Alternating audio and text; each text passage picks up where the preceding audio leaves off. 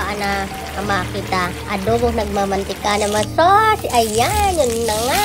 Ang kapatid ko nag-request na lutuan ko siya daw ng adobong nagmamantika. So, ayun naman, ang ate, siyempre.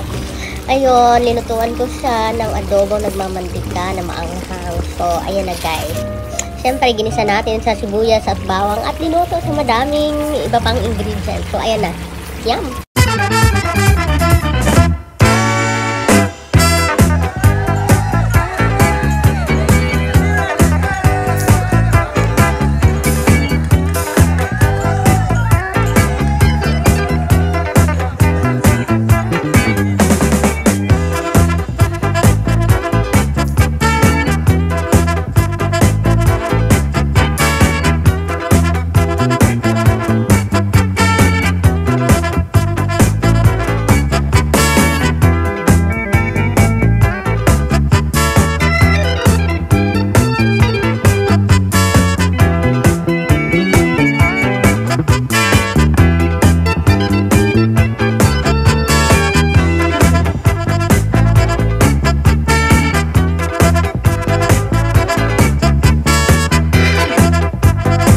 Tara, magluto na tayo ng ating adobo. Ang ginamit po natin na parte ng baboy ay ang pork belly. Pinaghalo-halo ko lamang nakasulat na ingredients at ito ay aking i-marinate for 30 minutes.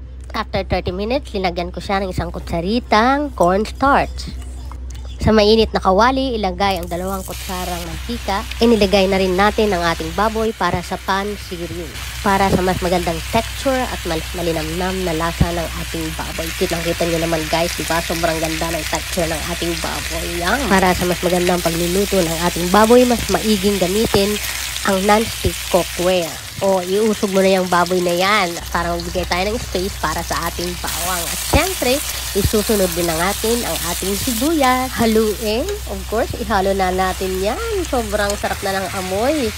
At after nyan ay ating tatakpan. Sundan nyo na lamang po yung mga nakasulat kung paano ang detalyadong pagluto ng napakasarap na adobong baboy. Siyempre, ang isusunod natin na ilalagay ay ang toyo. Alam niyo naman, kahit toyo lang pang ulam na yan sa mainit na kanin. At siyempre, ang ating Sprite.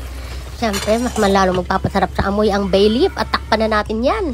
Charan! So, ayan na guys. Ayan. Ang sarap na ng itsura niya. Siyempre, lagyan na natin ng suka. Ayan, suka. And of course, ang asukal, brown sugar. At ihalo natin yan. Siyempre guys, ang asukal lang magpapabalanse sa lasa ng ating adobo. Ayan, takpan natin ulit. Ito na ulit. Buksan na natin. Ayan.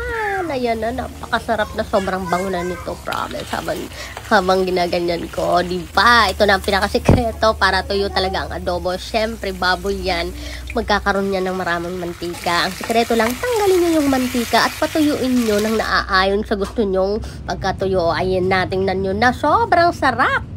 Makikita nyo guys sa video na to kung gaano kaganado ang pamangkin ko na kumain ng adobong to. Sobrang sarap na sarap talaga siya. Gigil na gigil siya. Saka usually ako lang ang kumukuha ng video tapos ako ang nag-i-edit. So nahihirapan ako yan. For my brother yan. Sarap na sarap din siya dyan.